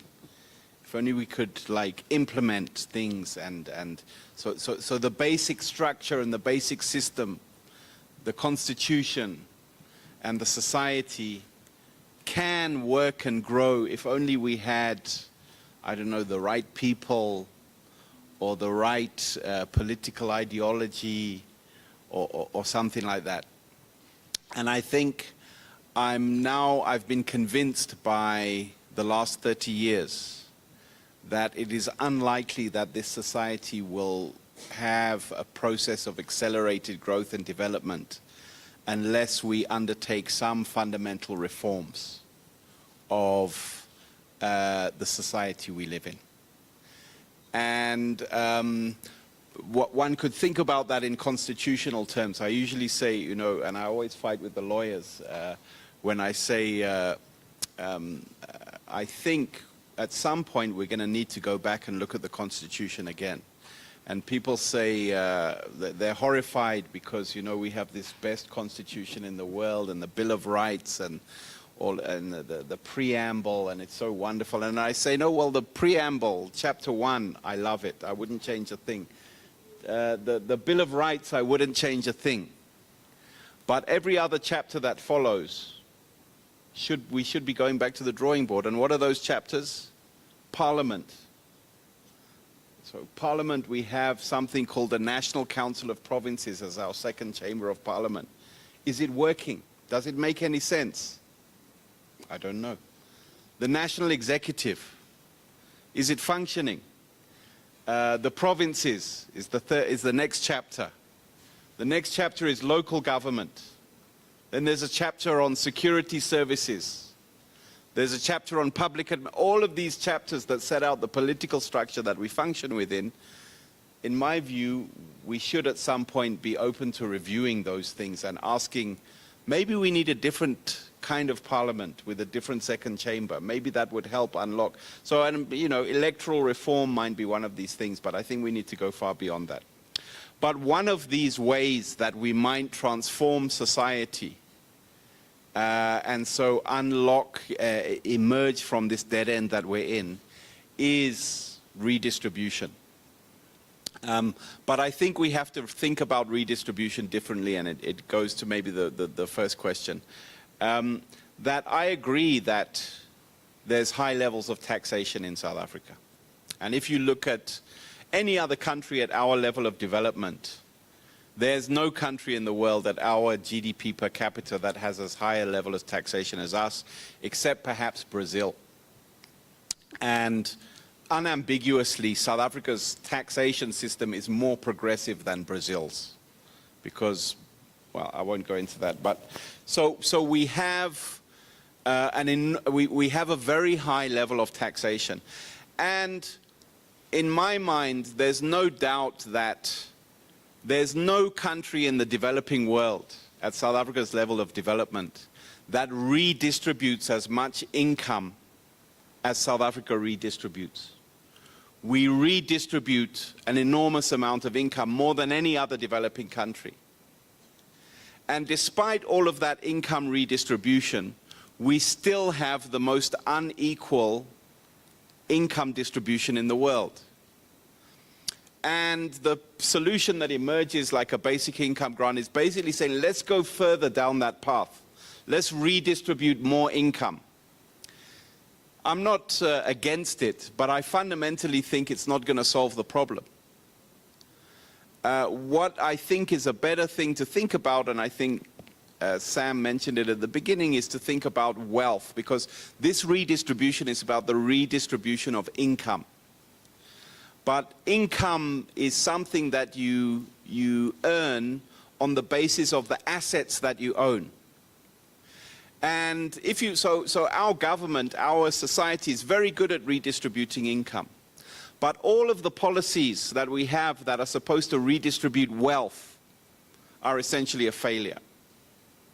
Land reform, black economic empowerment, housing policy, which is a big one, because we just, those apartheid that apartheid city that we had in 1994, we're just reinforcing it by building ghettos on the edge of, on the other side of the township. If you look at the map of Gauteng, and you see where are government housing programs, it's the other side of Soshanguve. In Johannesburg, it's the other side of Soweto, right?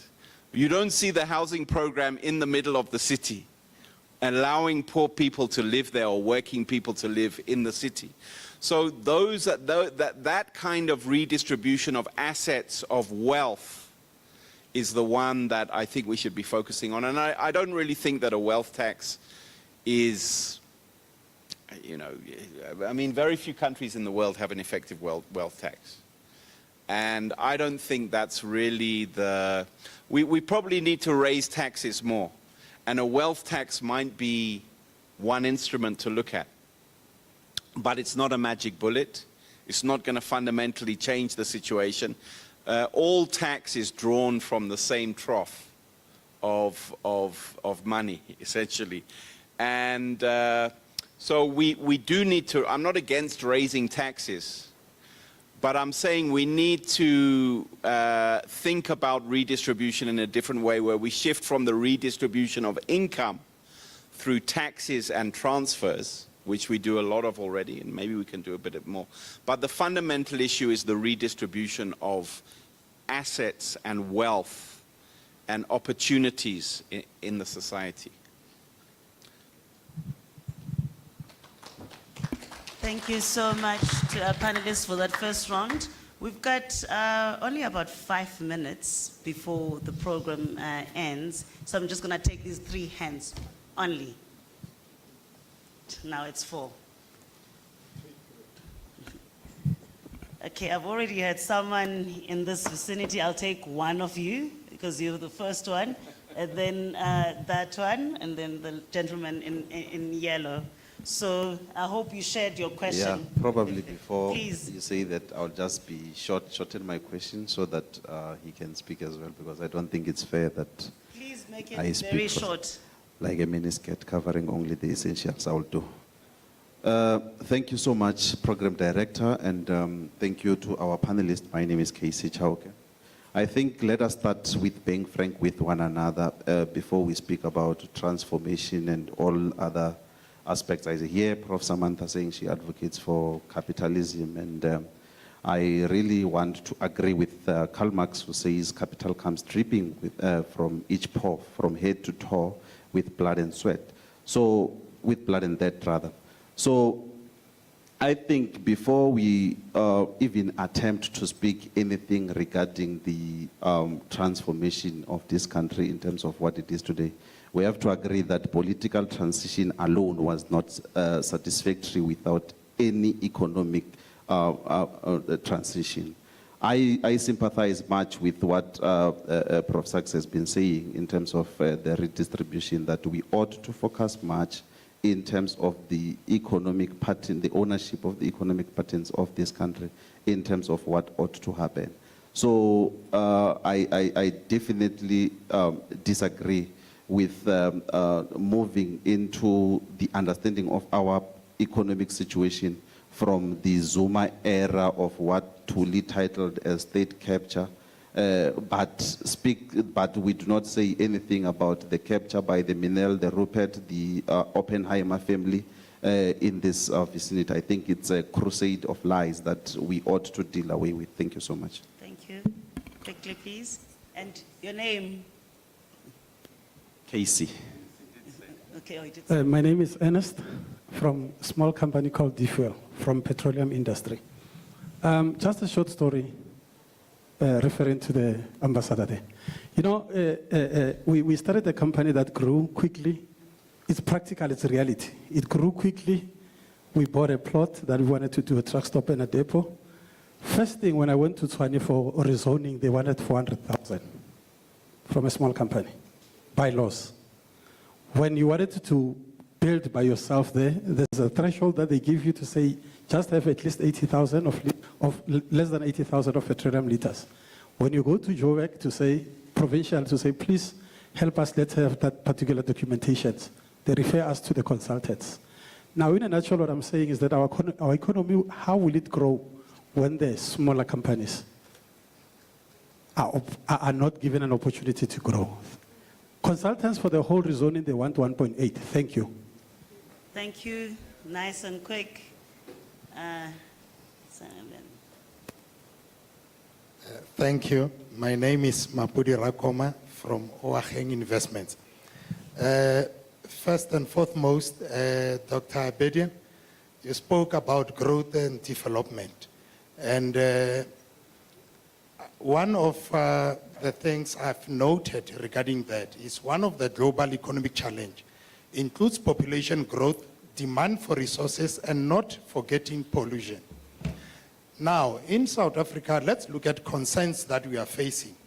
Immigration, especially considering our limited resources like hospitals, schools, water, prisons, corruption, mismanagement in government, poor government service delivery to the impoverished communities, high record unemployment, rail and road infrastructure, including houses. This is a disaster. We all know we live in South Africa. Dr. Beden, you said try not to get depressed. I wonder if I will not get depressed under such circumstances.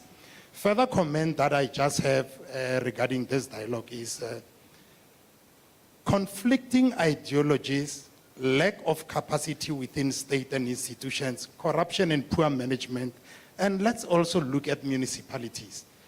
That we are facing these things.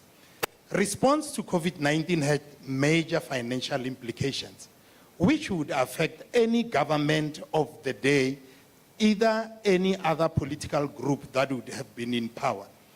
Of course, beneficiation of resources has been widely talked about, and what steps have been considered. Yes, Dr. Biden, you spoke right. Electricity is a problem. And indeed, we have a basket of resources, as you've just said. Now, perhaps we have to look at this. Ethics policy implementation across all sectors of our economy, state institutions, and including public sector. The ethical awareness starts from families, and we need to use it as a tool.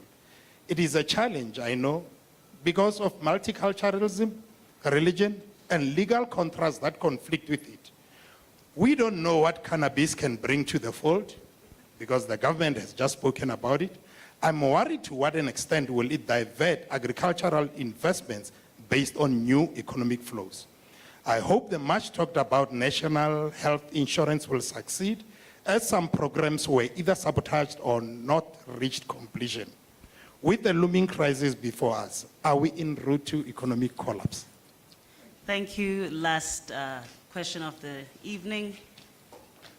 Okay, it's a very straight one. I'm Joe Amadi Ochendu, Emeritus Professor, University of Pretoria, and Professor Extraordinaris at Unisa. Assets. Michael, thank you for mentioning those words. Natural, our infrastructure, our human. If that's the source of income that we now need to redistribute, but it's already being threatened by being highly insecure, shouldn't we start having family meetings immediately about how we secure these assets? Thank you for that immediate family meetings. And it was interesting when we were doing the barometer of Indulamiti, we found that we moved to a more positive scenario solely on the basis of those family meetings, because people and citizens started having or building trust, sufficient trust in the state, because there was regular communication. So I think that's my takeaway there. Now back to the panelists. Sam, maybe just a final remarks, because you do have a slot for that. So you can respond to a direct question, but also just wrapping up remarks, 1 minute each. Well, someone over in the audience said, heard me advocating for capitalism. So I perhaps will take the opportunity to say, well, I'm not quite sure I'm advocating for capitalism. I think I'm more critiquing capitalism. You know, I would love to see a systemic transformation.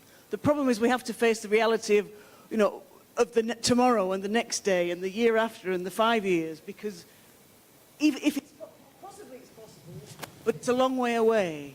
And therefore, I think it's like an ethical, it's an imperative. You have to kind of think, well, how can we make things better in the short and the medium term? And you know, sometimes that involves fighting and advocating for things that don't get implemented and they don't get adopted.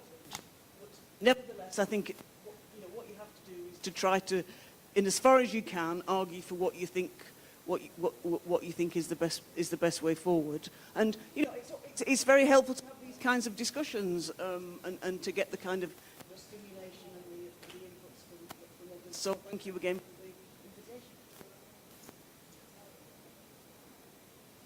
Thank you very much. I think to the specific point that we cannot deal with the state capture without dealing with other captures and Marcus Huster and other people who have stolen and captured. I did mention about the importance of paying attention to what I call it national resource capture, which is not about the state. It's about who else and how they control that. But we don't have time to go that.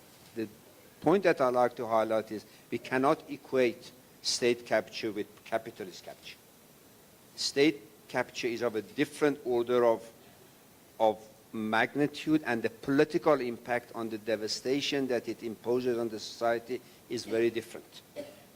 It's like putting the shepherd in charge of the proverbial herd, and the shepherd slaughters them one after another. If the society cannot, all the issues that we all want requires an ethical governance and a capable state. That are two different things. If we do not focus on those two, we're going to go downhill. The economic history, as much as I understand it, is there is no country that has developed and addressed these issues without a capable state. So we need to separate politicians and their ideology from the capacity of the state to do the thing. The reason South Africa's distribution is failing, despite the fact that we distribute, as Michael said, more than any other emerging economy, is that because our machinery of the state is incapable. We spend more than anybody else in emerging market on health, but our hospitals is a place of not coming out of it alive. Our schools are not productive, our security system, etc., etc. This is the so-called social wage that the poor depend upon. And we spend the money, we distribute, we redistribute, we overtax, but the recipients do not see the benefit. And therefore, the gap perpetuates. And my humble suggestion is, if there is one thing that as a family we should do, in sequence of importance, we should find ways and means of getting our machinery of a state being the best that we can. And then we will have a different family. Having ideas that you and I have, but also a capable machinery that can put those ideas into good schools, good housing, good policing, good education, etc., etc., and the gap will narrow over time. Good. Then I will try and pick up that spear that Iraj has just dropped and take it maybe back to the budget. I can't remember whether it was Marx or Lenin that said the modern capitalist state is but the executive committee of the whole bourgeoisie. And the difference between that, I mean, the problem with state capture, I mean, that's a normal capitalist state where the executive of state functions as, you know, it tries to represent the whole bourgeoisie. The problem with state capture is that now the state represents one particular family within the bourgeoisie and doesn't even have a broader kind of, doesn't try and resolve contradictions within the capitalist class so that we can have growth and investment and development, but it's just interested in that particular family. And I think that's why it's so fundamentally problematic. But it's true that, you know, other capitalist families wield influence within government. Of course they do, all the time in all capitalist societies. So I agree entirely that this question of state capacity is perhaps the central question. Because we can all dream about all of these things, but unless we have a capable state and an effective developmental state, we're just intellectualizing in a sense. But let's not fall into the trap of saying that the problem of state capacity is fundamentally about skills that are in the state. Because there's a very strong and powerful narrative now that because we see the collapse of state capacity, then we look to the private sector and say, well, they have the capacity. They are able to do something, do the stuff, you know. Government may not be able to administrate a basic COVID SRD grant properly, but MTN makes sure that your phone is connected and that your bills are paid, and they have the capacity. So just bring that MTN capacity or the capacity from the banks and put it in the state and you will resolve the problem. the temptation is very large because you can make small incremental gains by doing that. But we need to remember that the problem of state capacity is a political problem. It is about the politics of how the state interfaces with society. So there's no point sending engineers. Every time we have a crisis of local government, we say we must send more engineers to local government to help them with their water supplies. It's fine. But any engineer that works for that local government will either toe the line when it comes to the tenders or will be fired. That's why you don't have engineers in local government that can. So it's not about the skills. It's about how do you balance interests in the provision of services. And so I think we need to think about political reform and we need to think about social reform as the key catalysts of escaping from this dead end that we're in, rather than necessarily in the foreground economic reform, I think. Thank you so much to the panelists for those great insights, and I know you all feel like you agree with each other, but I think there is direction and you've left us with food for thought. I mean, it all begins with politics, and I know, Iraj, you spoke to ethical leadership, and I think it's ethical leadership across the spectrum, whether it's in academia, within the political elite, big business. Where do we find ethical leadership there, especially when we consider our history? And maybe that way then we can find a budget or realize a budget that considers, equitable redistribution that is mindful of where we come from as a country. I'd like to thank you all also as an audience for all your very powerful questions and comments and remarks. And this brings us to the end of the panel discussion. And with that said, I'm going to now invite Mr. Lukhanyo Nit, who's the COO of the TM Foundation, who's going to give us the closing remarks. And with that said, thank you very much, and thanks for the invitation and the opportunity.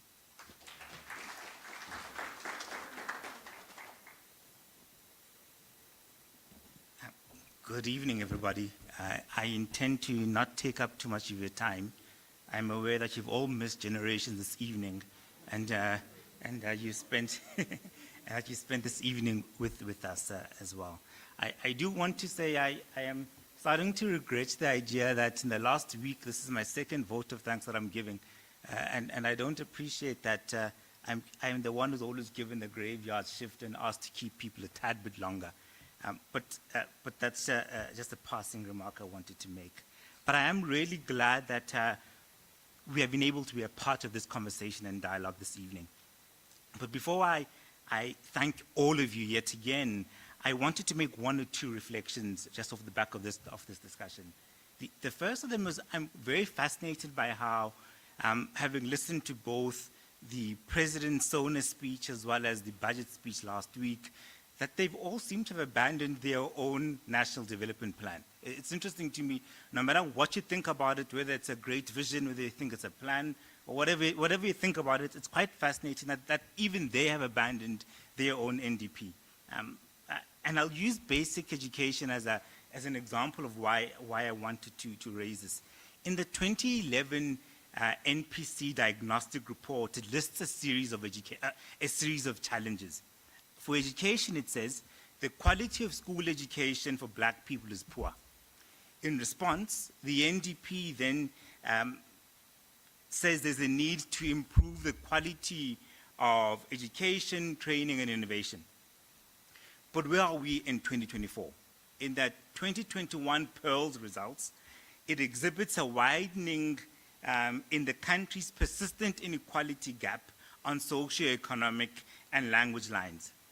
The disparity in performance between the highest performing grade 4 learner testing in English and the lowest performing African language almost doubled from 1.6 years in 2016 to 3 years in 2021. meaning in 2016, you were 5 times less likely to be able to read. In 2021, this doubled to 10 times less likely. Why is this important and relevant today? Real spending per learner has been decreasing steadily since 2020. This will obviously be most experienced in schools in provinces like Limpopo, Mpumalanga, Eastern Cape, and the Northwest that have significantly large no-fee paying schools in them. These schools rely entirely on government funding. These are also the schools with the largest class sizes, the highest number of retiring teachers, and the worst infrastructure. Any cut in the amount of funds provided per learner immediately affects the school's ability to provide quality learning outcomes, and unlike the other 30% of schools in the system, they have no possible buffer from parents or other community members as well. Lastly, in November 2023, even National Treasury acknowledged this, and they said, although additional funding has been provided to implement the 2023 Public Service Wage Agreement, provincial education departments are constrained in hiring additional teachers. This could lead to larger class sizes and higher learner-teacher ratios, possibly resulting in weaker education outcomes. That's a scary admission from Treasury, especially if you think about the kind of austerity situation that Michael was telling us about just a few minutes ago. Now, let me do what I came to do, to thank our guests. I wanted to sincerely thank our panelists who were ably facilitated by a moderator this evening. Thank you, Prof. Ashman. Thank you, Dr. Abedian. Thanks, Prof. Sachs. And thank you so much, Ms. Kashe Katia, for sharing your expertise, your insights, as well as your recommendations with us this evening. Last but not least, I do want to thank all of you for spending your evening with us and engaging and participating on what is our second policy dialogue between the Thabo Mbeki Foundation and the TM School this evening. Finally, the foundation is a non-profit organization that aims to catalyze Africa's renewal. We too have a budget as a foundation.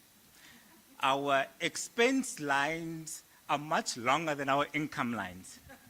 And I'm saying this in case you have friends or you work for a company or an employee somewhere or you have some stash in your mattress or bed somewhere, to consider us, to consider us as a foundation.